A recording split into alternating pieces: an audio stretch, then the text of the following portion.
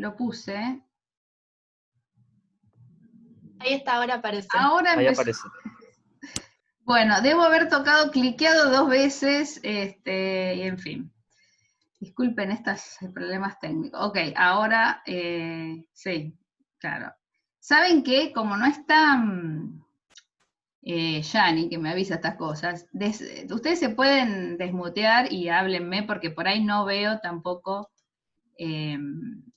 no veo el chat, porque se me esconde. Yo tengo una página, sí, ahora veo el recording. Bueno, tengo una página, un marco acá arriba que tengo para ver que me está avisando algo, no es trivial. Bueno, para mí no es trivial.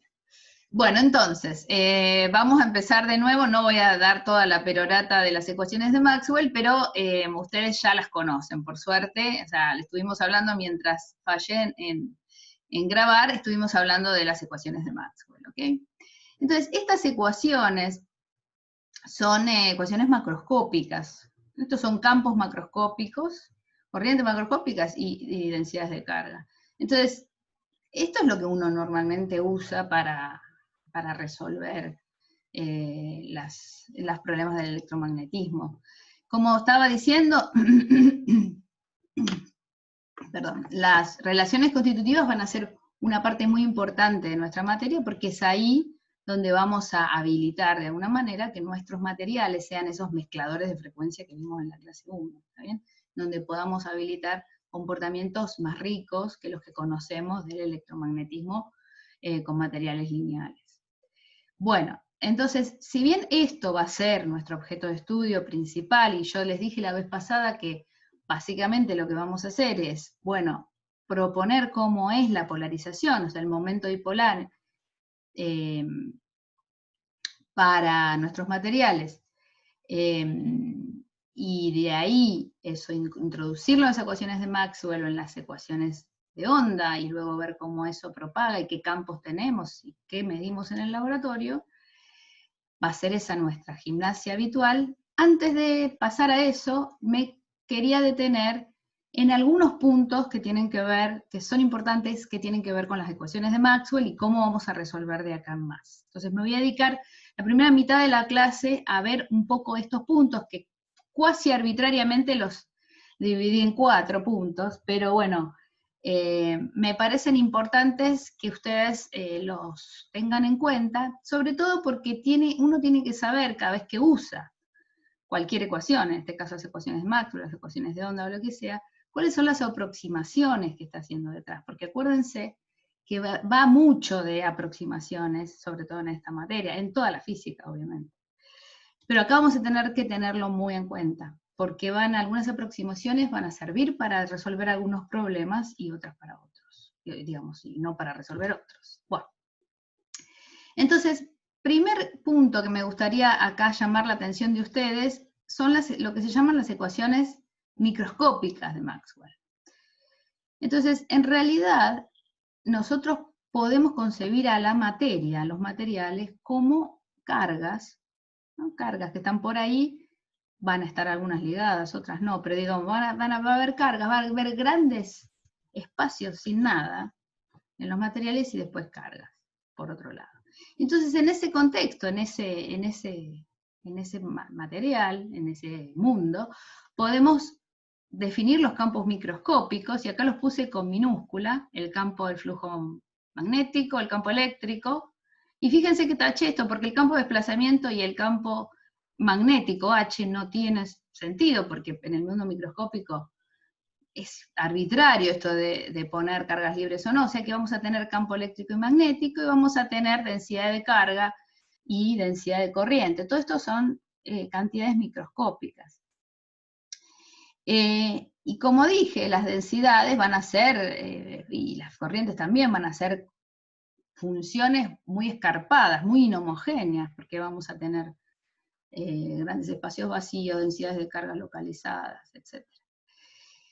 Ahora, con esta descripción microscópica y la fuerza de Lorentz, que es esto que escribí acá, la fuerza sobre cada una de las cargas I, va a ser Q por E más B por B, ¿no? Generalmente, además, esto si las velocidades de las cargas son mucho menor que la velocidad de la luz, en general uno desprecia esto, pero más allá de eso, con las cargas, con la descripción de las densidades de carga microscópicas, los campos microscópicos, o sea, uno puede, y la fuerza, uno puede sacarlas en una pintura clásica, ¿no? Siempre clásico. Uno puede sacar las trayectorias de las cargas, sacar los campos y resolver todo el problema. Obviamente que no es una forma práctica de hacerlo. En principio se podría, con las condiciones de contorno adecuadas, etcétera, pero no es una forma práctica de hacerlo. Entonces lo que uno hace es partir de esto, si uno quiere, y llegar a las ecuaciones de Maxwell macroscópicas, que son las que uno usa. Entonces uno pasa una descripción macroscópica tomando valores medios, acá se fue esto, tomando valores medios. Obviamente que se pierde en exactitud, pues se gana en solución, o sea, uno puede empezar a resolver. Ahora, sí lo que es importante del modelo microscópico, de la pintura microscópica, es que uno puede sí analizar muy bien aquello que queremos estudiar en esta materia, que son las relaciones constitutivas, o sea, cómo se comportan los materiales, y a partir de allí ir a lo macro, ¿no? Eso es un camino interesante para hacer. Yo acá les recomiendo, acá hay un problema que yo les puse en la guía, después vamos a ver la guía si se puede, si tenemos tiempo, el problema 1-2, en donde les voy a pedir que hagan este pasaje de micro a macro, y para eso les va a ser muy útil volver a nuestro querido Jackson, la sección 6.6, repasen toda la parte de Maxwell, si quieren, de ecuaciones de Maxwell, y en esta en particular está este tema de las ecuaciones microscópicas. Está muy bien explicado ahí. Bueno, entonces nuestras ecuaciones microscópicas serían esto ahora, escribí lo mismo en minúscula, en donde aparece E y B, por supuesto aparece este epsilon 0 porque no está el D, ni está el H. Pero bueno, lo que uno tiene que hacer es partir de estas ecuaciones, lo que uno va a tener que hacer en este problema, pero ahora les pido que lo hagan como un ejercicio mental. Uno va a tomar promedios espaciales, y uso esta notación, promedios con una B en volumen, porque voy a normalmente usarlo como promedio temporal en toda la materia. En este caso vamos a hacer promedios espaciales. De las 10 cantidades, dice acá, las 10 cantidades son 3, estas son ecuaciones vectoriales, ¿no? 3 componentes para E, 3 para B, 3 para J y 1 para N, perdón, eta. Y además tengo las ecuaciones constitutivas, es más. Bueno, entonces, para resumir esta parte, vamos a usar el análisis microscópico para derivar las relaciones constitutivas y de ahí ir hacia las ecuaciones macroscópicas y resolver. Este es un camino mucho menos tortuoso, digamos, que hacerlo con microscopio, y lo que uno usa normalmente. Bueno, punto 2 que me interesa un poco discutir. Yo hasta ahora siempre hablé de polarización, ¿no? Momento dipolar por unidad de volumen. Bien, ahora cualquiera de ustedes me puede preguntar, ¿por qué polarización? ¿Por qué la respuesta de un material lo definís como una polarización, ya sea lineal o no lineal? Si en realidad es una aproximación. Y sí, es una aproximación. Entonces, ¿qué nos estamos comiendo? ¿Qué estamos olvidándonos cuando estamos centrando todo nuestro trabajo en hablar solo de la polarización? La polarización tiene que ver con los momentos dipolares que se desarrollan por efecto, digamos, de la interacción con el campo externo en el material, ¿no? Entonces las nubes electrónicas van a ubicarse de alguna manera, incluso si el campo es alterno, si es función del tiempo, se va a mover esas nubes electrónicas tratando de seguir ese campo, eso lo sabemos. Pero eso produce solamente un momento dipolar. ¿Qué nos estamos olvidando? Entonces, este dibujo es bastante feo que hice yo, pero bueno. Yo prometo que cada vez va a ser más prolijo. De hecho, la segunda parte de la clase creo que es más prolijo, me salieron los apuntes. Pero bueno. ¿Qué es lo que quise poner acá? Este es el material. Acá estos puntitos son las cargas, hay algunas cargas libres, y otras cargas que vamos a decir que están asociadas a ciertas moléculas, o ciertos building blocks que ponemos acá. O sea, como ladrillos de construcción, no sé cómo llamarlos, que pueden ser átomos, iones, moléculas, lo que sea, pero agrupamientos, porque acá vamos a tener cargas que son ligadas a eso, y algunas libres. Entonces vamos a llamar, esto es un sistema de referencia, XN va a ser la posición del centro de masa de la molécula, la posición de la carga va a ser XJ, y entonces voy a poder también tener, respecto del sistema de centro de masa, una posición de la carga XJN. Simplemente esto es una definición, pero lo importante acá, yo voy a querer describir la densidad de carga, también la densidad de corriente, pero voy a querer describir la densidad de carga un sistema que esté agrupado de esta manera, con building blocks, también con moléculas y cargas por ahí. Entonces, ¿qué tengo? Que la densidad de carga va a ser una función de la posición y del tiempo, va a ser simplemente la sumatoria de todas las cargas que tienen su posición. Acá va una J, ¿no? Tengo algunas equivocaciones, esto va una J. Bueno, entonces, esto sería la densidad de carga total, simplemente la suma de todas las cargas en su posición. Estamos haciendo una descripción microscópica. Podemos hacer una distinción entre libres y ligadas. Las ligadas van a ser las que están asociadas a la molécula. Las cargas libres, bueno, es la sumatoria sobre las J de las cargas libres, o QJ por la delta. Y las ligadas van a ser la sumatoria sobre todas las moléculas de la densidad de carga de cada molécula. Estoy haciendo una muñeca rusa, una dentro de la otra. Bien, esto, la densidad de carga de cada molécula, a su vez va a ser la sumatoria sobre las cargas de la molécula de QJ por delta X menos XJ. Bueno, hasta acá casi no dije nada, pero ¿por qué quiero hacer esto? Quiero ponerme un sistema de referencia y quiero ver qué expresión me va a dar la densidad de carga. En realidad esta, la total. ¿Está bien? Que va a estar dividida por esta cosa.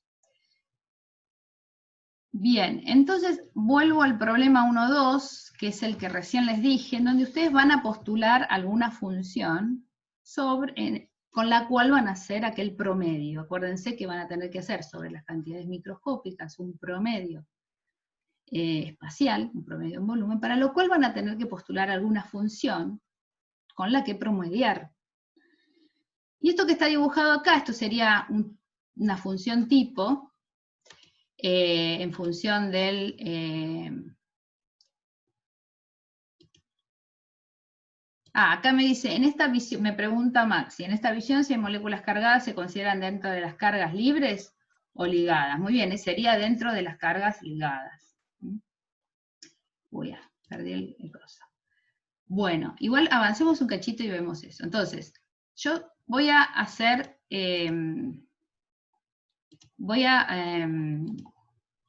vuelvo acá. Entonces la función, por ejemplo, una función dibujada así nomás, a mano alzada, estaría buena que sea así. ¿Por qué?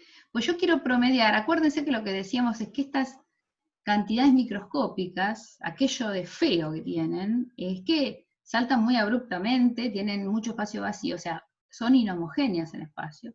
Entonces yo quiero promediar en una cierta región del espacio, pero quiero que después se vaya a cero, porque yo quiero que a largo, digamos, alcance, o a mediano alcance, yo pueda ver las variaciones, que no promedie todo a unas escalas que a mí me interesa ver. ¿Cuáles son las escalas que me interesan ver? ¿Qué les parece? O sea, digo, acá lo corto y lo mando a cero, más o menos, esta longitud característica. ¿Qué tendrá que ser? Bueno, eso es lo que ustedes van a tener que pensar en el problema, pero ya ahora pueden empezar a imaginarse que esto no puede ser seguramente más largo que la longitud de la luz, por ejemplo, y tampoco mucho más corto que todas las distancias involucradas en estos building blocks, aún menos en los propios átomos. ¿Está bien? Entonces van a tener que tener una longitud acá que me permita hacer un promedio, que no me digo, dé todo el detalle microscópico de lo que sucede alrededor de los átomos, pero que no me saque el detalle macroscópico de lo que pasa en las escalas, lo que está escaleado con la longitud de onda. Bueno, esto es lo que van a tener que pensar y proponer. Pero más allá de eso, supongamos que ya tenemos resuelto eso, esta función ya la sabemos. Entonces, si hacemos el promedio, acá estamos un tiempo fijo, olvídense del tiempo por ahora. Entonces, si uno hace la densidad, estoy dentro de una molécula, la densidad de carga, y hace el promedio, uno tiene que hacer una cuenta como esta. Tiene que integrar en volumen, está bien acá, está en X, pero bueno, en los 3 ejes, le puse X vector acá. La función esa, multiplicada por la carga, la densidad de carga, en X menos X'. ¿Está bien? Entonces uno está en X' integrando y hace de esta manera el promedio. Ahora si yo pongo, acá puse D6, si yo pongo la definición de mi densidad de carga, me sale la sumatoria sobre las J en esa molécula, JN, acuérdense, QJ por esto. Ahora, ¿esto qué es? Esto es la delta, porque la carga era QJ por la delta X menos XJ, donde me queda X menos X' menos XJ ahora. Este XJ, esto parece un trabalenguas, pero este XJ, acuérdense, voy a volver acá, es la posición de la carga que la puedo escribir como XN más XJN. ¿Bien? Paso de alguna manera a un sistema que es el centro de masa. Bien, una vez que hago todo esto, me queda, si hacen, bueno, lo pueden volver a hacer a ustedes, me queda esto, X menos XN menos XJN. ¿No? Se cancelan algunas cosas. Bien, entonces me queda esto. Y ahora fíjense que X menos XN menos XJ, este XJN, acuérdense que era el vectorcito que iba desde la posición del centro de masa hacia la posición de la carga, con lo cual esto lo puedo considerar como un épsilon. Primera aproximación. Hasta acá no hicimos ninguna aproximación más que elegir una función que nos pueda permitir, que nos puede permitir promediar. Entonces, como esto es un épsilon, muy chiquitito, ahí es donde propongo Taylor, y entonces, ¿qué es lo que me queda? Me queda el Taylor alrededor de esto, donde esto es cercano a 0, me queda esta función en X menos XN, menos el XJN, el épsilon, por el gradiente de F, más un medio, esto es menos simplemente porque esto era un menos, ¿no? Más un medio de, y ahora tengo que derivar 2 veces la función, respecto de 2 de X alfa y X beta, multiplicado por XJN y XJN. Bueno, en alfa y beta. Bueno, esto puedo seguir, pero esto es el Taylor. Entonces, voy a rebobinar. ¿Qué estoy queriendo hacer? Estoy queriendo ver el promedio de la densidad de carga microscópica, qué es lo que me representa macroscópicamente. Bueno, ok, fíjense, entonces ahora uno puede reconocer, acá es donde voy a estar un salto mortal, y ustedes lo van a terminar bien en el problema, pero me lo van a entender, creo. Uno puede identificar cosas acá. Uno puede ahora identificar lo que conocemos como multipolos, y esto lo vamos a poder escribir ahora, la densidad de carga promediada, como multipolos puntuales centrados en el centro, ubicados, perdón, en el centro de masa de la molécula. Entonces, si esto uno lo puede considerar una base para escribir eso, la carga en una molécula es esto. Acá es la pregunta de Lucas, uno puede meter acá, que la carga de la molécula, Uno tiene el momento dipolar, que es Q por X, JN, NN. Lo mismo para el cuadrupolar y así siguiendo. Bien. Entonces uno puede identificar, y esto sí háganlo con cuidado ustedes, pero bueno, acá no lo escribí, pero cada uno de estos términos van a ser si uno identifica que esto tiene que ver con el promedio, fíjense que es Q por la función en la que estoy, acá el primer término, ¿no? Que es más fácil, Q por la función que estoy promediando. Entonces eso es como tener una carga puntual en XN. Entonces, básicamente, como después está promediado, esa carga puntual en XN se me transforma en las cargas, olvídense de libres por ahora, en la densidad de carga, la que conocemos macroscópicamente, menos la divergencia de P, donde P es el valor medio de estos Pn, más un sexto de bla bla bla, derivada segunda acá, de una cosa que es ya un tensor, más, si sigo más, octupolar, etcétera, etcétera. Entonces, de nuevo, bueno, acá, ¿por qué puse libre? Simplemente porque para mí el promedio en espacio de las cargas ligadas va a ser 0, pero porque consideré no cargado. Volvemos al tema de Lucas. Pero bueno, entonces, en definitiva, ¿qué es lo que tenemos? Que si uno hace el análisis microscópico de una cantidad de building blocks, como consideré que era el material microscópico, y hace el promedio espacial de esa densidad de carga, le queda la carga, le queda el momento dipolar, le queda el momento dipolar, etc. Cuando uno hace el promedio de todas las cantidades microscópicas que definimos. Bueno, esto de nuevo, no está acá puesto, pero lo van a tener que hacer bien en un problema, pero si nosotros, y ahora vamos a ver si lo podemos ver, si nosotros incorporamos esta ecuación en 5 eran las ecuaciones microscópicas de Maxwell, y tomamos el promedio temporal, espacial, vamos a poder identificar que D es, o identificar o definir que D es epsilon E más P menos la divergencia de Q más bla, bla, bla, bla. ¿Y eso por qué? Porque fíjense que acá voy a tener, las cargas libres me quedan afuera, ¿no? Pero voy a tener que tengo el campo eléctrico que ya bueno, voy a ir a las 5, perdón. Pero la tienen ahí ustedes, digamos, es esta, o sea, las ecuaciones microscópicas. Voy a tener que el campo eléctrico va a ser epsilon 0 por E, pero además, como voy a tener, perdón, no estoy acá, ¿no? Acá, la densidad de carga. Como voy a tener una divergencia de P, va a pasar acá adentro, no sé si se ve, lo van a hacer ustedes bien, pero digo, voy a tener que acá, cuando esto lo haga el promedio, recién sacamos cuál era el promedio de la densidad, voy a tener una parte que es el campo eléctrico, que es esta, por epsilon 0. Después voy a tener una divergencia de P que se me va a meter adentro de acá, porque como es una divergencia, lo puedo poner acá. Hasta ahí es lo que conocemos, ¿bien? Lo que conocemos, todo esto lo conocemos, pero hasta ahí es lo que siempre usamos, que el desplazamiento es epsilon 0 por E más P. Pero también puedo meter esto, ¿también? Y todos los términos que siguen, ¿ok? Entonces, esto simplemente para que vean que el análisis microscópico y después pasado a promedios espaciales, me dan en realidad, puedo seguir hasta donde quiera, me dan todos los multipolos. Y es interesante, es importante que ustedes tengan esa pintura en la cabeza, que cuando uno habla de multipolos pinchados, digamos, en lugares puntuales, y después hacemos un promedio. ¿Está bien? Ya nomás ahí estamos haciendo una aproximación, tuvimos que hacer un promedio. Entonces, en general, esto que es una ecuación constitutiva más general que las que normalmente vamos a usar, se toma hasta P, que es la aproximación dipolar, con el argumento de que para átomos y moléculas en un medio, los multipolos superiores son despreciables. Ojo, es un argumento.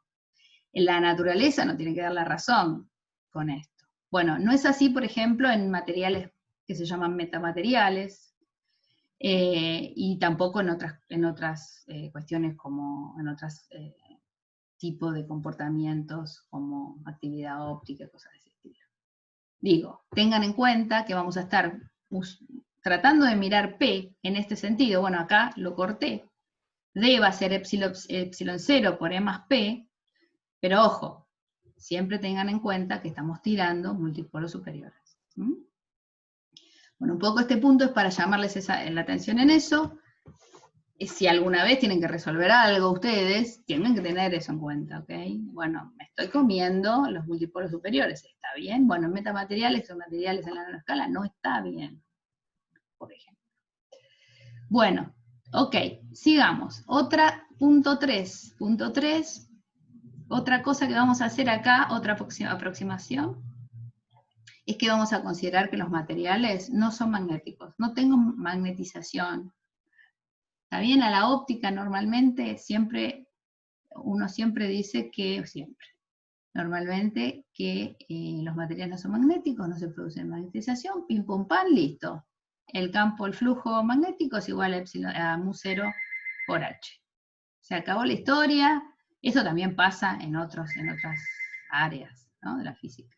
No se considera material. O sea, es como que la física se divide en los materiales magnéticos y lo demás. Bueno, hay una razón detrás de esto, que es que, bueno, a las frecuencias en las que trabajamos, como dije antes, la fuerza, la parte magnética, la fuerza de Lorentz es muy, muy chica, salvo que estemos en velocidades relativistas.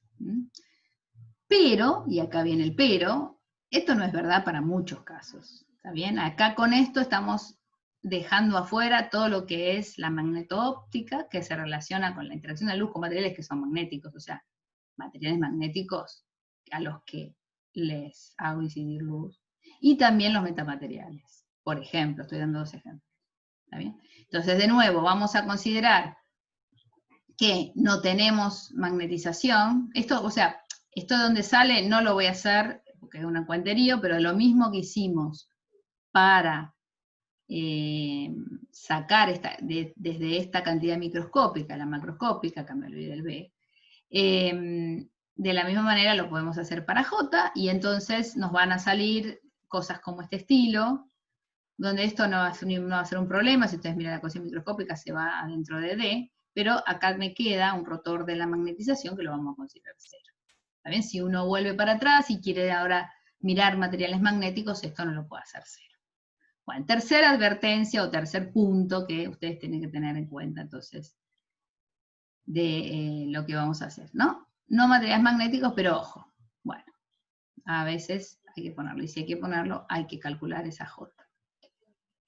Bueno, y como último punto, de los que quería más o menos comentar alrededor de las ecuaciones de Maxwell, tiene que ver con un punto muy importante, que es el intercambio de energía entre campo y polarización. Yo me acuerdo que cuando era estudiante, esto lo pasaba, no me interesaba mucho. Dije, bueno, ya está, el vector de Poynting, pipi un pan, listo, después es lo que mido en el laboratorio, ¿está bien? El valor medio temporal del vector de Poynting, así que ningún pim pum pan, o sea, tengo que ver, por ahí me pasaba a mí nada más, pero no sé, me suele pasar que uno se dedica, bueno, la ecuación de onda, pasa al ser de energía. Y mire, fíjense que es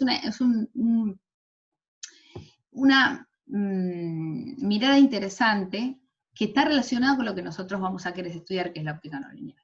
Vayamos, y después en la segunda parte de la clase de hoy lo vamos a ver un poquito más de profundidad, y ahora se los voy a hacer medio a vuelo de pájaro, pero para que entendamos algo.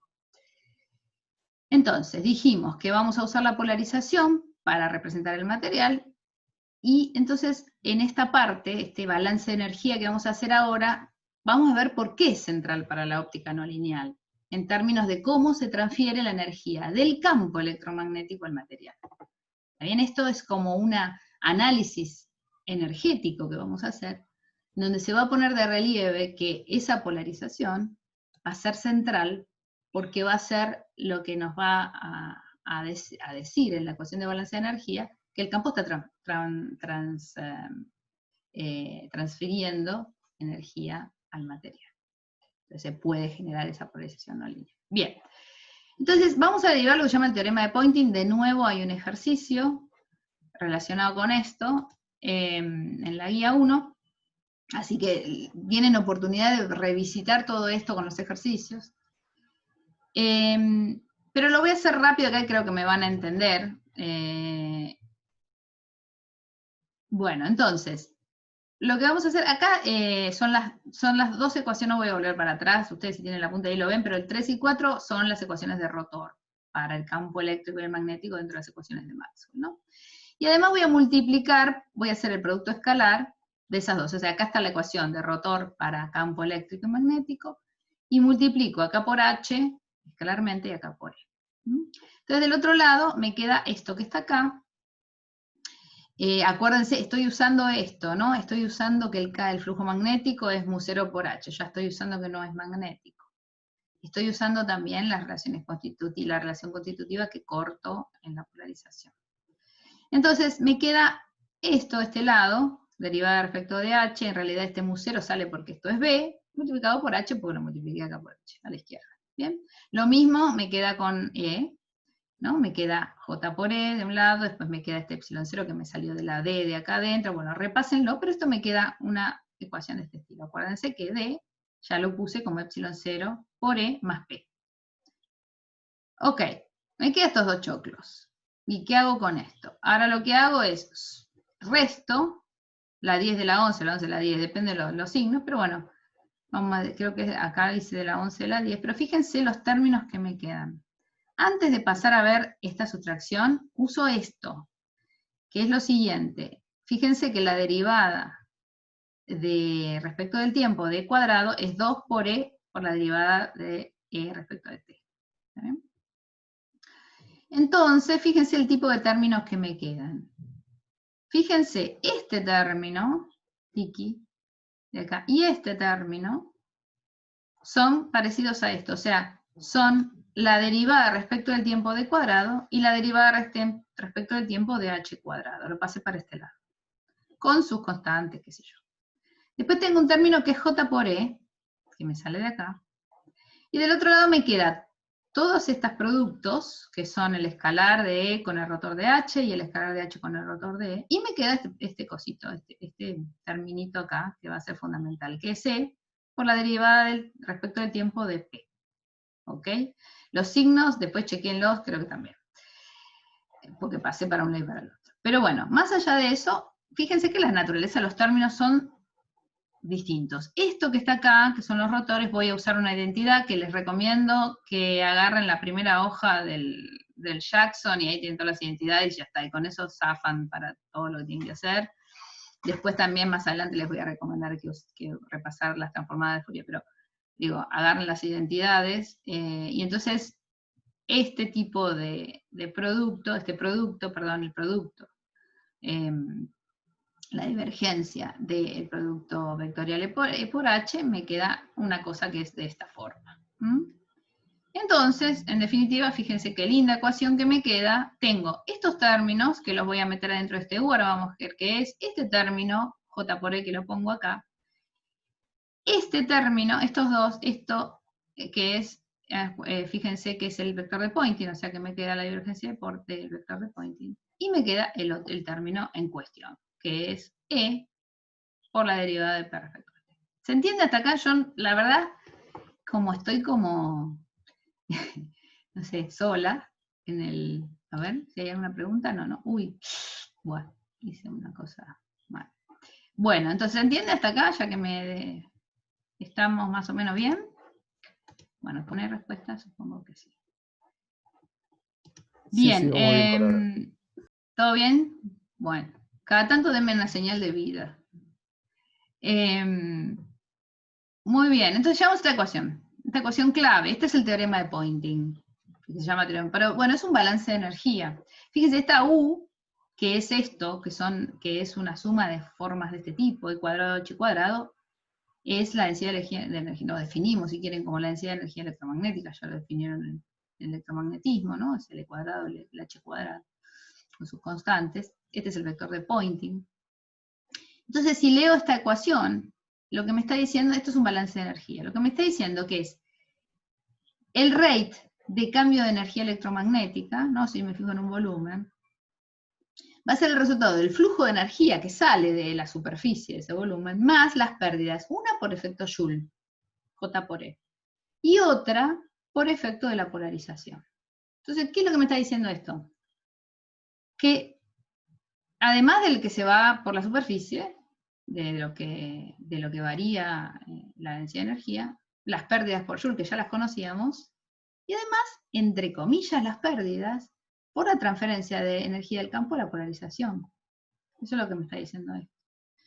Y esto es muy importante, porque es lo que nos va a permitir, y acá con esto hacemos un pequeño parate, pero, y lo vamos a ver más profundamente después, si yo tengo un medio lineal donde la polarización es chi por e, no, la escribo así bestiamente, sin ningún subíndice, pero es lineal. Bueno, resulta que no hay ninguna transferencia, porque yo lo que puedo hacer es P, o sea, la puedo, digamos, meter adentro de la definición de energía electromagnética, porque digamos, me queda de la forma de cuadrado, ¿no? En ese sentido, entiéndanlo. Ahora, si P no es lineal, no me queda la forma de cuadrado. Entonces, me va a quedar de nuevo en este balance de energía un cambio de flujo, perdón, de energía electromagnética, y acá me va a quedar algo. Bueno, esta entonces es la importancia para la óptica no lineal. Si P ahora no es lineal con el campo, ya no me queda más una forma cuadrática que puedo asimilar a la energía electromagnética. No, me queda una pérdida real que es la transferencia a la parte no lineal de la polarización. Esto lo vamos a retomar cuando veamos polarización no lineal, pero fíjense que ya lo estamos viendo. Uno nunca lo piensa cuando está viendo óptica lineal, listo, pim, pum, pam, esto se mete adentro y listo.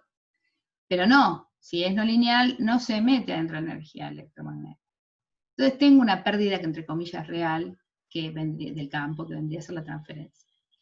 La otra manera, y eso sí lo vamos a ver en la segunda parte de la clase, es que la respuesta de esto no sea instantánea.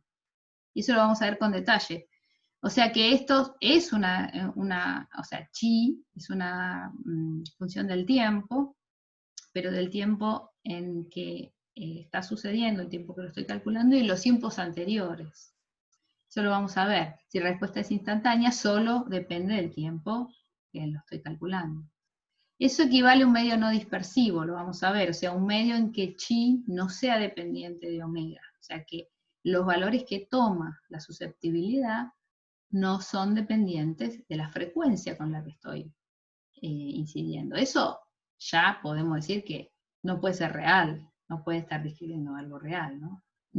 El material no puede responder de la misma manera a una frecuencia baja que una frecuencia alta, que una frecuencia cerca de una resonancia, etc. Eso por intuición lo sabemos. Pero bueno, en primera aproximación hay rangos en los que uno puede decir, bueno, no depende de omega, listo. Entonces esto es una chi no dispersiva, digamos, un material no dispersivo, y entonces en ese caso uno puede escribir esto perfectamente y volvemos al caso en donde, bueno, se asimila la energía electromagnética, tengo un término que tiene la forma de cuadrado y no me produce no hay ninguna novedad. Bueno, entonces si pasa esto, bueno, es lo que escribí acá, me queda esto, que es lo usual, la forma usual del teorema de Poynting, digamos, que uno ve donde tiene la energía electromagnética, el vector de Poynting, esto es teorema de Poynting, ¿no? La energía electromagnética, el vector de Poynting y las pérdidas óhmicas.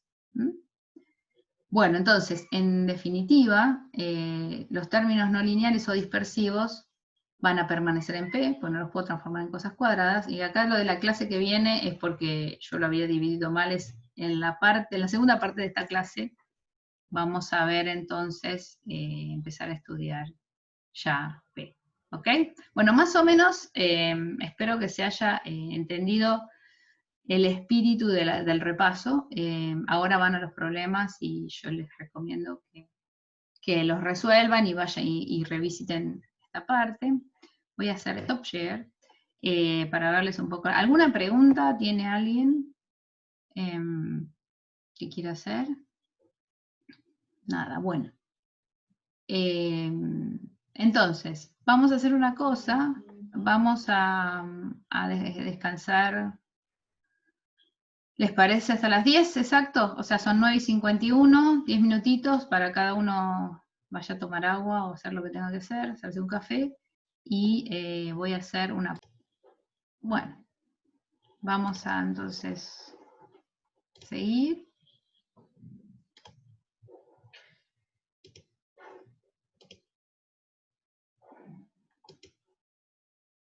Muy bien. Bueno. Entonces ahora sí vamos a entrar un poco más formalmente a la manera en que vamos a escribir, describir y estudiar la polarización, nuestro objeto de estudio, que ahora, por ahora, en esta clase la que viene va a ser lineal, para repasar cómo operar y qué estudiar. Y podemos generalizar a la polarización no lineal. Bien, entonces, como dijimos, vamos a empezar estudiando la respuesta lineal dieléctrica, vamos a concentrarnos al momento dipolar, unidad de volumen, la polarización. Yo creo que ya se los dije la vez pasada, a veces hay una confusión, esta polarización con la polarización de la luz, ¿no? Bueno, a veces pasan esos cruces. Bueno, en componentes lo puedo escribir de esta manera, acá está mal la flechita esta y la flechita esta, bórrenla, porque esto no va, esto es en componentes. La componente alfa, vamos a ponerle todas las dependencias, R y T. La forma más general que lo puedo escribir es esta, es la sumatoria en beta de chi 1 alfa beta por E beta RT. ¿Y esto qué quiere decir? Que lo que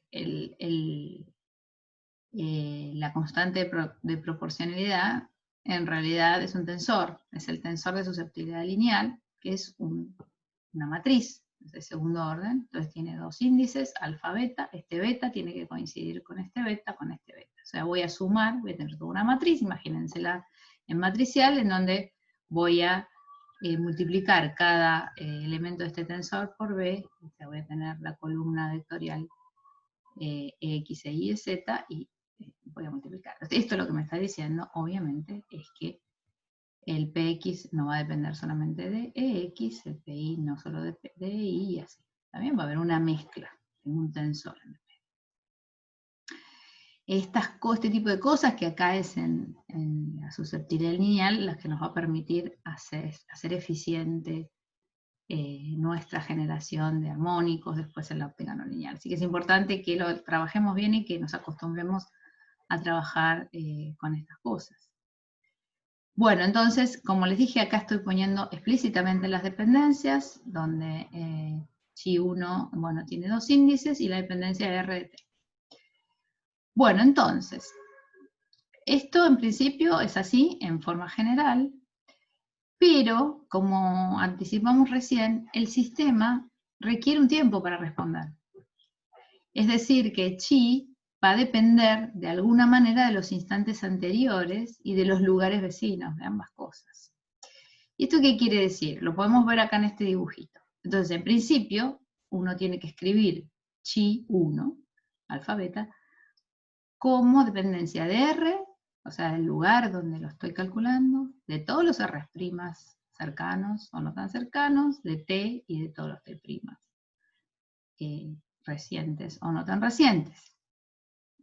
En principio, uno puede no considerar esto, pero es racional, tiene sentido que pase así.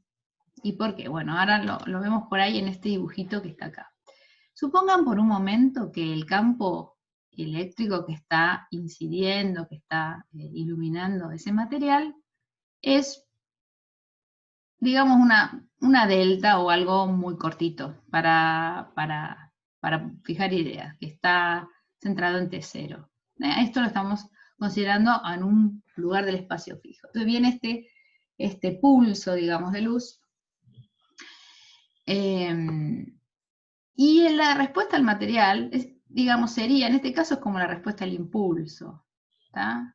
Entonces el material va a responder, y no tiene por qué responder con la misma velocidad a la que varía este campo, porque sabemos que el material responde a nivel macroscópico, es que a nivel microscópico, las nubes electrónicas se están moviendo a la velocidad que le estoy pidiendo. Entonces, de alguna manera, esto es muy en forma general, uno puede decir que tiene una respuesta a este pulso, de este tipo, en donde la respuesta acá tiene digamos, en el tiempo, no solamente depende de cada instante, porque acá, digamos, ya pasó el pulso, ¿no? Esto es esquemático, pero sin embargo está respondiendo todavía, ¿no? Y de acá uno puede sacar algún tipo característico de respuesta, pero bueno, cada material va a ser distinto, y cada respuesta en distintas frecuencias va a ser distinta. Lo mismo, o algo parecido análogo, es que, entonces esto es decir que la respuesta no es instantánea. Algo análogo es decir que no es local, ¿está bien? La parte de R. Ahora una T fijo, puedo decir que tengo algún campo que no solamente me está afectando la posición X0 donde estoy, sino posiciones alrededor. Acá hice un dibujito, bueno, tengo material que lo dibujo así como, qué sé yo, moleculitas o lo que sea, estoy mirando acá, en este X0, pero todo el campo también que está iluminando alrededor me está, que creo que tengo, a ver,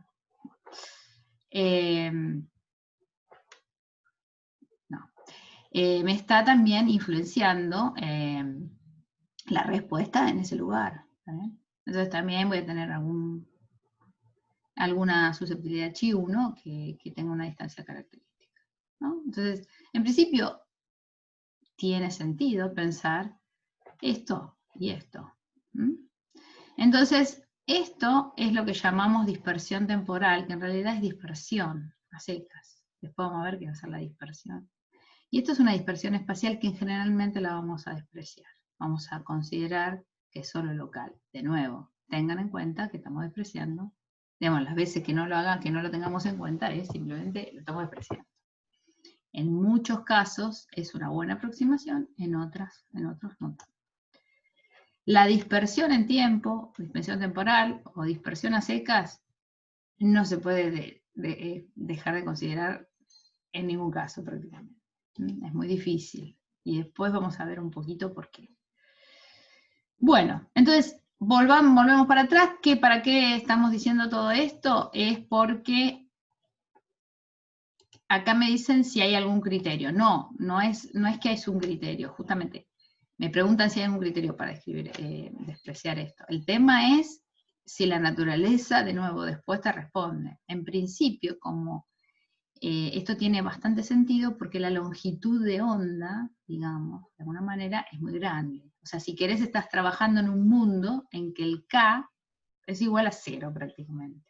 Acordate que K es 2 pi sobre lambda, el lambda es muy grande, y estamos hablando de materiales atómicos en donde esas longitudes características son muchísimo más chicas. Entonces, prácticamente estás trabajando en K igual a 0. Por eso, esto es más fácil de despreciar que esto. De todas maneras, hay un montón de casos en los que la luz no es tan fácil de describir solamente con un K0, sino en muchos casos cuando se llama la luz, bueno, se llaman estados DRES, o sea, estados en donde es una mezcla, ¿no? Los polaritones, los plasmones, un montón de esas partículas, digamos, que describen como forma indisoluble la luz de excitaciones elementales de los materiales. En ese caso no podés. Pero en todos los casos en que estamos, después vamos a ir viendo, pero en que estamos bastante lejos de resonancias, o que no pasan, no tenemos esas mezclas indisolubles de partículas que son medio un poco luz y un poco materia, bueno, ahí lo podemos despreciar. A ver, había otra pregunta. Ah, listo. Ok, entonces en principio, para casos usuales vamos a hacer eso. Bien, entonces volvemos acá. Si quieren hacer las preguntas desmuteando, se pueden, digamos, pero nada, yo voy leyendo. Por eso queda medio raro cuando voy a leer, estoy tratando de leer y contestar. Bien, entonces, volvemos acá. Entonces dijimos, nosotros tenemos que escribir, entonces por estas cuestiones, RR' no va a ser tan necesario, pero TT' sí. Bueno, por ahora por generalidad vamos a seguir con las dos. Pero entonces vamos a hacer otra aproximación, vamos a considerar homogeneidad en tiempo y espacio, o sea, vamos a, de alguna manera, que si voy trasladando en tiempo y en espacio, se repite el material. Entonces, en vez de tener dependencias RR', TT', voy a tener dependencias T menos T', R menos R'. Entonces, en definitiva, voy a escribir que la polarización en RT va a ser, bueno, acuérdense que teníamos la sumatoria de el epsilon 0 aparece porque es la polarización, ¿no? Pero bueno, de este tensor por E,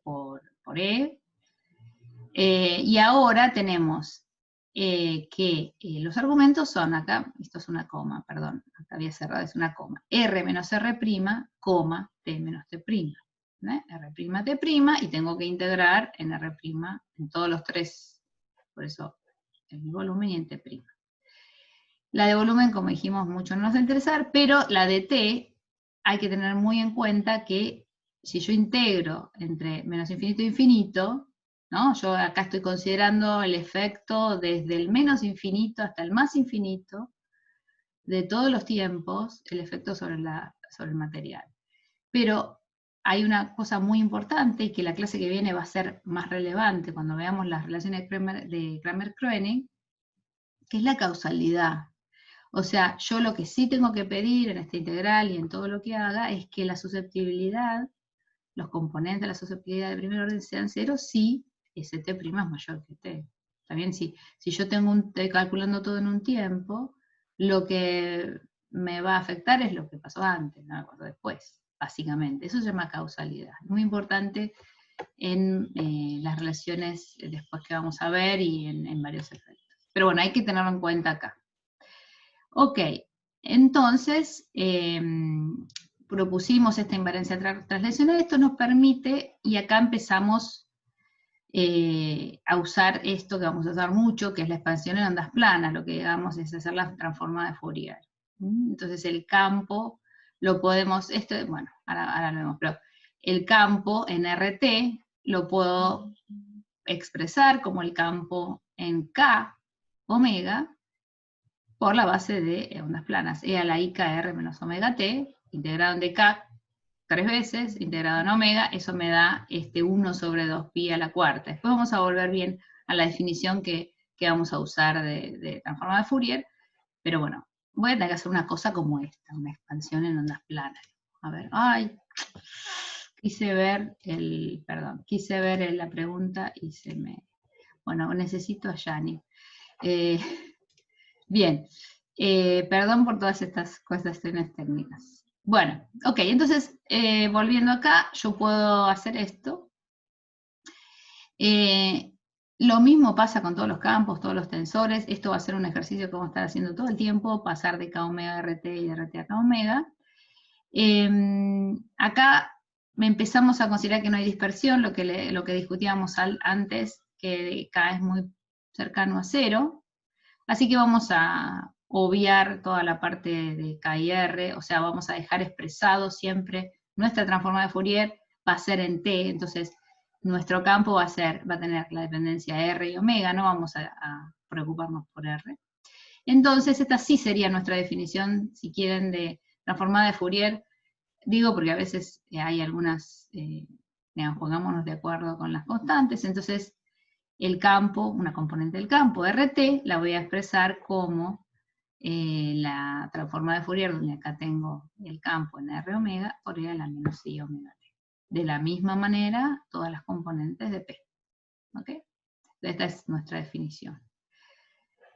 Recordemos una propiedad de las transformadas. Y acá un poco les pido que repasen un poco las propiedades más importantes de la transformada, igual por ahí las vamos a ir viendo las teóricas, pero repasen un poco eso. Y acá si definimos convolución entre f y g, la convolución entre dos funciones, f y g, que dependen de x, acá es una dependencia muda, ¿no? Es 1 sobre 2pi, esta es la definición de la convolución, por la integral entre menos infinito e infinito, de g por x menos y por f de y. ¿Está bien? Integrado en y. ¿Esto qué quiere decir? La convolución es las dos funciones multiplicadas, pero desplazada, y barro sobre la variable desplazada. Esta es la convolución. Y sabemos, y si no lo repasan, que la transformada de Fourier de la convolución es el producto de las transformadas de esa función. Entonces, volviendo a 2, discúlpenme que vaya a 2, ni yo me acuerdo, acá, es que es la que habíamos puesto en general, la expresión en general, nos va a quedar que entonces ahí nos queda la convolución. Si se fijan cuidadosamente, como tengo t menos t', de nuevo, olvídense de r menos r', como tengo t menos t', nos va a quedar una convolución, una sumatoria, pues estamos sumando sobre los índices. Entonces, haciendo la transformada de Fourier, nos queda que es el producto. ¿Bien? En definitiva, fíjense bien el tema de las constantes epsilon 0, porque por nuestra definición de transformada de Fourier, pero bueno, juntando todo eso, nos queda que las componentes de la polarización en R y omega van a ser epsilon 0 por la sumatoria de chi en R omega por E en R omega, donde beta es la componente que estoy sumando. ¿Ok? O sea, es lo mismo que escribí cuando escribí la polarización en función del tiempo, pero ahora la polarización en función de omega. Básicamente tengo que hacer la transformada de uno y otra cosa, de chi y de E. Y esto acá está considerado, puedo escribirlo así, pues está considerada la causalidad y la no, la respuesta no instantánea en esto, porque salimos de ahí, ¿no? Partimos de ahí. Bueno, entonces, ¿qué más tengo acá? Bueno, acá está la definición. ¿Qué es lo que es la transformada de Fourier para chi? Me comí el 1 acá, pero bueno, ahora estamos trabajando solamente con la parte lineal. ¿Cuál es la definición por la transformada del campo, la componente del campo? Bueno, entonces todo esto lo podemos poner en función del campo de desplazamiento, que sabemos que va a ser el epsilon 0 por alguna cosa, que va a ser un tensor por el campo. Y entonces, de acá despejamos que, digo, acá no lo desarrollé, pero básicamente esto es 1, digo, si uno lo piensa en los tensores, esto es 1 más chi, ¿ok?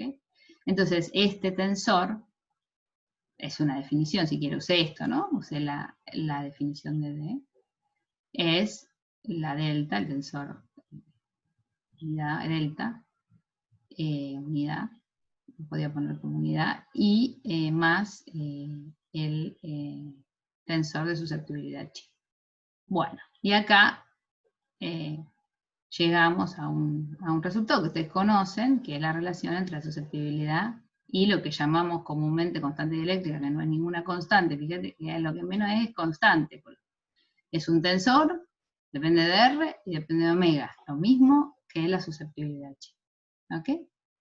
Uno no solo trabaja con esto en la vida cotidiana y en el laboratorio, sino que trabaja con el índice de refracción, que ya lo vamos a ver pronto, que si todos estos son tensores y que depende de todo esto, ¿no? La raíz cuadrada de esto, básicamente, también va a ser lo mismo, ¿no? O sea, todas esas cantidades están relacionadas. Susceptibilidad eléctrica, tensor dieléctrico y índice de refracción.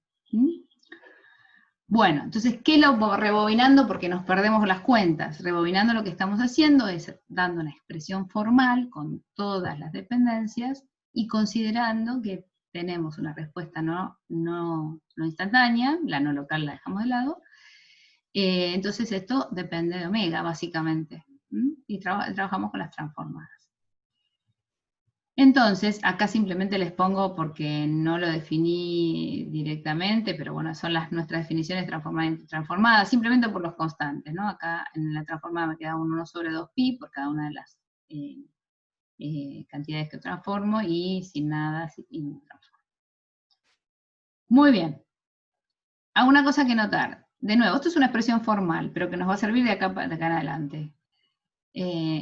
A veces vamos a no considerar la respuesta tensorial, a veces no vamos a considerar la dispersión, pero bueno, esta es la forma general. Bueno, entonces, notar una cosa, ¿no? Nosotros muy alegremente pasamos a transformadas de Fourier que nos van a dar valores complejos. Entonces, ojo, porque acá se empieza también a mezclar, y acá es donde yo les dije la vez pasada, pero lo repito, no voy a hacer una distinción de notación entre complejo y real, pero vamos a estar mezclando cosas reales y cosas complejas. Hay que tener un poquito de cuidado.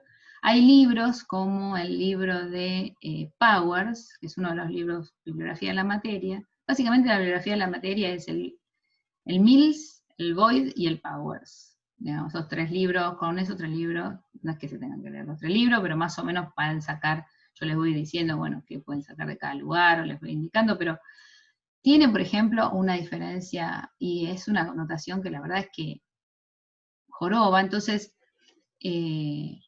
pero estemos atentos con eso, yo se los voy a ir marcando. Estemos atentos que ahora ya empezamos a mezclar cosas complejas y reales, ¿no? Nos traen más riqueza, pero más complicación. Muy bien. Bueno, entonces, llegamos hasta acá, dependencia en frecuencia del tensor dieléctrico, un poco lo que estábamos viendo, pero vamos a verlo desde el punto de vista energético. Ahora, de nuevo, les traigo la ecuación que hicimos antes del intervalo, la ecuación esta de avance de energía, que es el teorema de Poynting. De nuevo, acá tengo la densidad de energía electromagnética, vector de Poynting, pérdidas óhmicas y pérdidas por corriente de polarización, llamémosle así. Habíamos dicho que el campo electromagnético va a transferir energía al medio a través de la polarización que no sea lineal, pero ahora vamos a demostrar que si el medio es dispersivo como a secas es que depende de omega, además lo va a hacer cuando la polarización es lineal. Bueno, vamos a ver eso en esta última parte que nos queda. ¿Alguna pregunta hasta acá? Pues no sé si, bueno, digo, rebobinando, pusimos en forma, digamos, escribimos formalmente con todas nuestras dependencias, todas las cantidades, en particular la respuesta del material, y ahora volvemos un poquito para atrás y vamos a ver esto que decíamos de cómo se va a comportar esto y cómo va a transferir entonces energía electromagnética al medio. Dijimos que cuando yo les había dicho que cuando era lineal no se lo digamos, asimilaba a la energía electromagnética, pero ahora vamos a ver que eso era solamente cuando era instantáneo. Ahora hicimos todo bien el proceso, llegamos a una cosa que no es instantánea, que tiene dispersión, y vamos a ver que entonces si es dispersivo, sí va a haber un término acá distinto de cero. Eso es lo que les quiero mostrar ahora. Bueno, entonces analicemos la ecuación del teorema de Poynting, el término que nos interesa, que es el término de intercambio de energía entre el campo electromagnético y el medio, pero como nosotros vamos a medir promedios temporales, vamos a calcular el promedio temporal D por la derivada de P respecto del tiempo. Eso es lo que vamos a hacer ahora.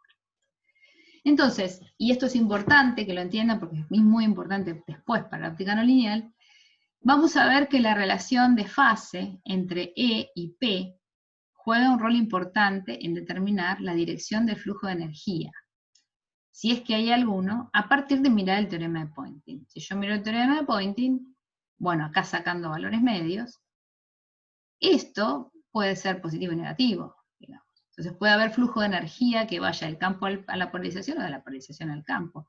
Acuérdense que la polarización, los electrones vibrando, eso genera, o sea, esto es una solución autoconsistente, o sea, puede haber flujo para un lado y para el otro. Entonces, esto es lo que vamos a calcular, ahora habiendo visto que tenemos susceptibilidad y tensor dieléctrico dispersivo. Bueno, entonces vamos a ver la relación de fase entre estos dos. Imagínense primero, estamos con cantidades en principio complejas, este es el plano complejo. Imagínense que yo tengo un campo, o la componente de este campo, no importa. Vamos a hacer de todo, olvidémonos por un momento de toda la parte tensorial. Entonces, tengo un campo, y si yo tengo una respuesta no instantánea, va a haber un desfasaje, y entonces la polarización puede tener un desfasaje como este. Entonces, para hacerlo un poco más fácil, y porque nosotros vamos a hacer prácticamente siempre esto, vamos a considerar campos puramente armónicos de frecuencia omega. Después vamos a ver cómo esto se complejiza para los pulsos, acuérdense que vamos a ver óptica ultra rápida, pero en principio, como primera aproximación, vamos a poder decir, aún para paquetes de onda, que uno tiene una frecuencia de la portadora y una envolvente lentamente variable. Eso ya creo que la clase que viene o la otra lo vamos a ver, pero digo, en principio, aceptemos por ahora que vamos a trabajar con campos puramente armónicos, si bien después se puede complicar.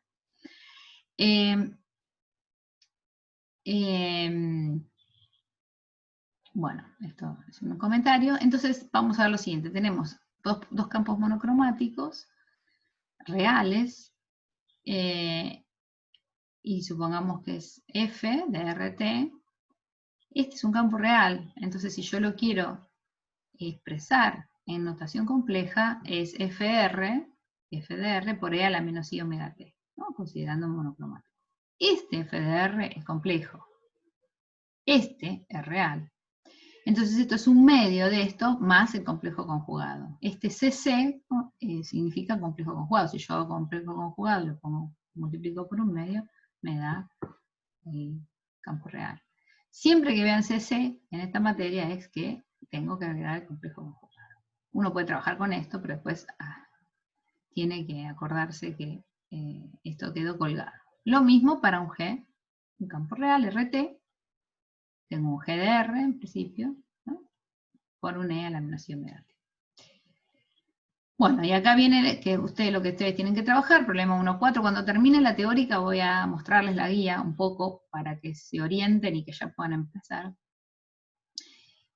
Uno puede mostrar que el valor medio de G por F es un medio de la parte real de G por F conjugado, donde estos dos, no lo volví a poner, pero acuérdense, son las cantidades complejas asociadas a estos campos. ¿Mm? Entonces, esta relación es la que quiero que demuestren en el 1.4, tiene otros puntos. Entonces, escribimos, digamos, esto considerémoslo cierto, escribimos la polarización, de nuevo, real, como un medio de PR e a la menos I omega T más complejo conjugado, y esto va a ser epsilon 0 sobre 2 por chi de R omega por R e a la menos I omega T. Acá, para simplificar, saqué la parte de tensor, que lo que estamos viendo es la dispersión, ¿okay? Más complejo conjugado. Bueno, entonces, de nuevo, bueno, acá de nuevo escribo lo que es R, esta es la parte compleja de un campo real, y la susceptibilidad en líneas generales, uno puede pensar que es una susceptibilidad compleja, porque en ese hecho va a estar también la idea de que no es instantánea la respuesta. Vamos a ver, después vamos a ir develando cómo todo esto está entreverado y relacionado, pero en principio uno puede decir que la susceptibilidad es una parte real más una parte compleja. ¿Bien? No importa que se pierdan un poco ahora, después rebobinamos un poco, pero sigamos. Entonces, lo que nosotros tenemos que calcular, que es este 13 de acá, si ustedes tienen el apunte, que es esto que está acá, ¿no? Es el valor medio temporal ahora de E por la derivada P respecto del tiempo, no es trivial y decir, bueno, multiplico las cantidades complejas. No. Porque estos son los campos reales y me quedan los complejos conjugados, etcétera, etcétera. Entonces tengo que hacerlo con cuidado. Entonces, de 15, que no sé cuál es. Ok. Bueno, es la polarización, como la escribo.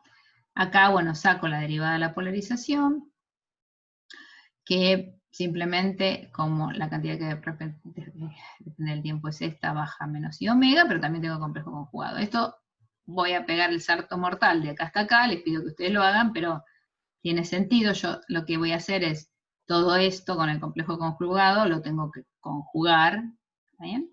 Porque acuérdense que de la relación que sacamos, que no demostré, pero que ustedes van a mostrar que es esta, voy a tener que poner que esto es un medio de la parte real por esto conjugado. Bien, una vez que hacen eso y que multiplican por el campo con su expresión correcta, les va a quedar algo de este tipo. No, se van a cancelar cosas, se le da el omega t, etcétera, les va a quedar un medio de la parte real de esto que es E por E conjugado, que es E cuadrado. Donde acuérdense que estas serán las amplitudes complejas. Al multiplicarlo así me queda un E cuadrado, un módulo cuadrado. Les va a quedar la susceptibilidad multiplicada por menos I omega. Epsilon 0. Bueno, entonces, como cuando saco la parte real, etcétera, como esto es por I, me va a quedar la parte compleja, la parte, perdón, imaginaria.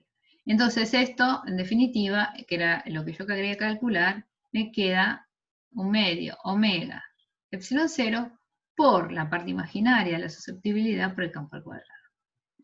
Entonces, este es el término que yo quería ver para ver la transferencia de energía. Entonces, lo que me está diciendo esto es que la energía electromagnética se absorbe en el medio si la parte compleja de la susceptibilidad es distinta de cero. Porque si la parte compleja, perdón, la parte imaginaria, vuelvo a nombrar, la parte imaginaria de la susceptibilidad es cero, bueno, este término es cero. ¿Mm? Bueno, entonces, de otra manera de decirlo es que si la susceptibilidad, chi1, es puramente real, eso corresponde a una polarización exactamente en fase con el campo. Volvemos al dibujito, ¿no? Si es real, esto está exactamente en fase. Entonces, no hay dispersión en tiempo, la respuesta es instantánea, está en fase. Y el valor medio de la transferencia de energía del campo en medio es cero. ¿Ven? Esto de alguna manera me está diciendo, lo puedo pensar de dos maneras, pero digo, me puedo pensar, bueno, tengo que tener una parte compleja de la susceptibilidad para que la energía se transfiera al medio o al revés. Y tengo que, también lo puedo pensar como que, bueno, no puede ser que la polarización y el campo estén en fase, si están en fase, esa transferencia es cero. Bueno, vamos, en este tensor o esta susceptibilidad lineal, esto que puse acá pueden o no ser cierto, se considera prácticamente real para muchos medios no lineales, típicamente los que llamamos transparentes o sin pérdidas. Pero vamos a ver, no en la próxima sección, sino en la próxima clase, que esto no puede ser nunca verdadero estrictamente. ¿Qué quiero decir con esto? Nosotros vamos a tratar, por lo menos en una parte grande de la materia, en trabajar con medios típicamente transparentes. Pero siempre uno más lejos o más cerca está de resonancias, y no va a pasar nunca, o sea, no hay ningún material que tenga una parte imaginaria de la susceptibilidad estrictamente igual a cero, si es que existe una parte real. Eso se llama relaciones de Kramers-Kronig, que lo vamos a ver la vez que viene. Muy interesante porque la dispersión, que está asociada a la parte real, vive solo si existe la absorción, que es la parte imaginaria. Eso lo vamos a ver bien la vez que viene. Y viceversa. Entonces, desde el momento en que hay dispersión, hay absorción. Entonces, en realidad, cuando tengo un medio dispersivo, lo que pasa es que uno puede despreciarlo en lo que llamamos materiales transparentes, entre comillas. Pero vemos que ni bien tenemos alguna absorción, después vamos a ver bien que esto es la absorción, pero digo, ahora vamos a ir a la guía, hay un ejercicio, pero digo, es la parte imaginaria, es la parte en que está relacionado con respuesta no instantánea, o sea que también está relacionado con la dispersión. Desde el momento en que hay una respuesta no instantánea y dispersión, desde el momento que hay dispersión, hay absorción. O sea, hay transferencia del campo a la polarización. O al revés, ¿no? Porque esto puede tomar los dos signos. Me puede sumar o me puede restar en el teorema de Poynting. Bueno, un poco esto es todo lo que les quería contar hoy. Con esto está bastante comprimido todo, pero yo confío en que cuando hagan los ejercicios se van a develar muchas cosas, pero bueno, para hacer un repaso, entonces, lo que vimos hoy es las ecuaciones de Maxwell, un poco discutirlas desde el punto de vista microscópica, ver cómo haciendo los promedios espaciales llegamos a las ecuaciones macroscópicas, las relaciones constitutivas, tener conciencia que la estamos cortando en un determinado multipolo, que es el momento dipolar, pero podríamos seguir. Tener en cuenta que estamos cortando también la magnetización, no estamos habilitando la magnetización. Después vimos cómo es el teorema de Poynting, cómo es la transferencia de energía electromagnética en pérdidas, si quieren. Las pérdidas van a ser lo que se va por la superficie, eso no es una pérdida, bueno, digamos lo que se va por la superficie, y después las pérdidas, que es el efecto óhmico, y la transferencia del campo a la polarización.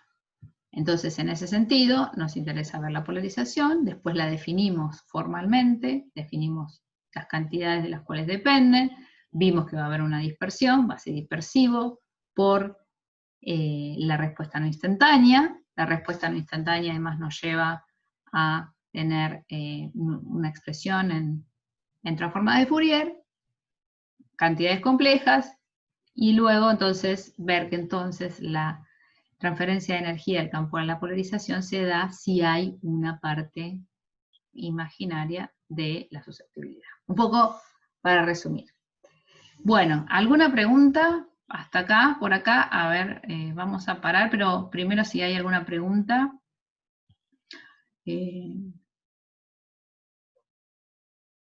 Nada, bueno. Entonces a mí me gustaría ahora, antes de terminar, primero voy a